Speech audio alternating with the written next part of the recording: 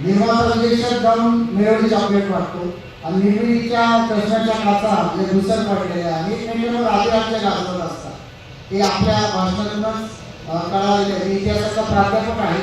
माझा एक प्रश्न होता सर, जसं छत्रपतीची महसूल व्यवस्था, छत्रपती शिवाजी महाराजांचं महिलाविषयक धोरण आणि विदेशात 700-800 पानांचं एक चॅप्टर हे जर शिकवलं जात आहे, तर आपल्या महाराष्ट्रात इयत्ता 12वीच्या इतिहासाच्या पुस्तकामध्ये डच आणि इंग्रज, फ्रेंच यांचे मैत्रीपूर्ण संबंध इथपर्यंत आपला विद्यार्थी आपण सीमित ठेवलेला आहे. बालभारती पाठ्यपुस्तक मंडळाला आतापर्यंत अनेकांनी निवेदन दिले असतील, थप्पीला लागलेले तिथे टाकत याविषयी आमच्यासारख्या तरुण प्राध्यापकांना आपण काय संबोधित करा की विद्यार्थ्यांपर्यंत हा विषय पोहोचवण्यासाठी आणि पुढच्या 500 पिढ्या हीच विचारधारा पसरवण्यासाठी आपलं आमच्यासारख्या तरुणांना काय मार्गदर्शन असेल? धन्यवाद.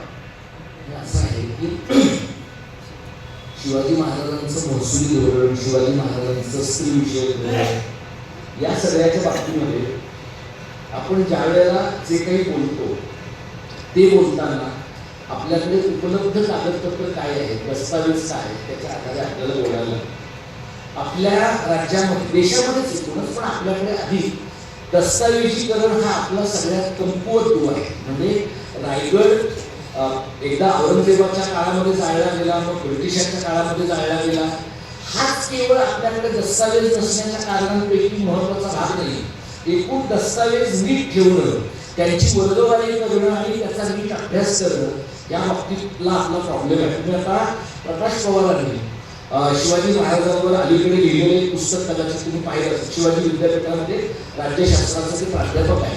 त्यांनी शिवाजी महाराजांकडे पाहताना आधुनिक भारताची किंवा आधुनिक लोकशाही व्यवस्थेतले अनेक निकष त्यांनी वापरून पाहिले आहेत. आणि या धर्तीवर जसं जो तुमचा प्रश्न आहे की डचांच्या आणि फ्रेंचांच्या संबंधांबद्दल जर इतका मजकूर आपल्याकडे शिकवला जातो, तर शिवाजी महाराजांच्या बद्दल का शिकवला जात नाही?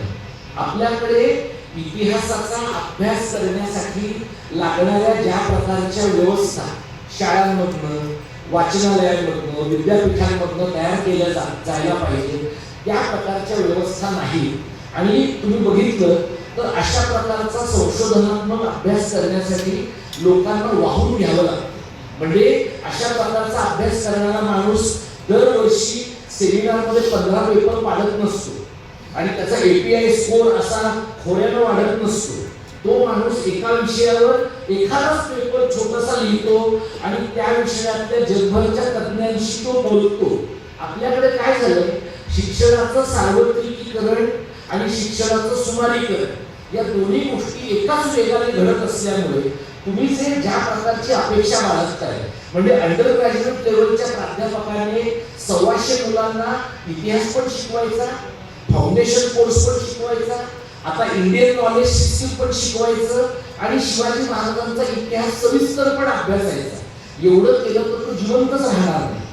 त्यामुळे त्या माणसाला जर काही नीट करायचं तर अभ्यास करणाऱ्या माणसाला एक तर अभ्यास करण्याची इंटेग्रिटी पाहिजे हा पहिला मुद्दा.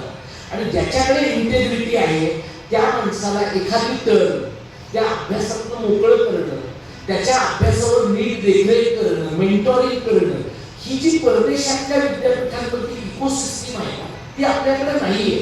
त्यांच्याकडे एखाद्या छोट्याशा इलेक्टिव्हला 4 मुलं असतील, 5 असतील, तर ते आठवड्याला त्यांना जे काही रिडिंग मटेरियल दिलेलं आहे ते रिडिंग मटेरियल वाचून मग त्यांचे प्राध्यापक येतात, मग ती मुलं येतात आणि त्यातनं काही एक प्रकारचा सघन असा अभ्यास घडतो. आपल्याला काय हवंय, आपल्याला मास प्रोडक्शन पण हवंय आणि क्वालिटी पण हवी आणि आपल्याला ती क्वालिटी सरकारनंच द्यायला हवी.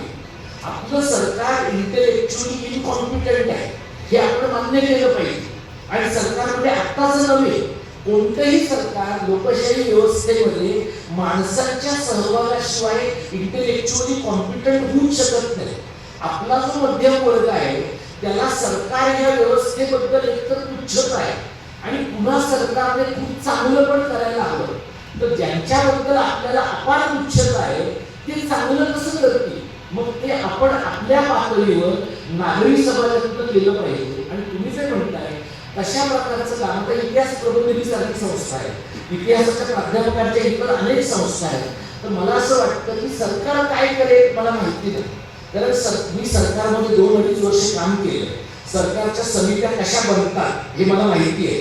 मंत्री असं विचारतात या दलित किती आहे, कोकणचे किती आहे, मराठवाड्याचं किती आहे, विदर्भाचं किती आहे, आणि ह्याच्यात त्यांची चूक आहे असं मी म्हणत नाही.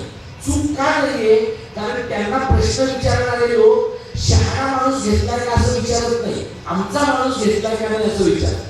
त्यामुळे तो एक त्यांना सगळ्यात कळीचा मुद्दा आहे.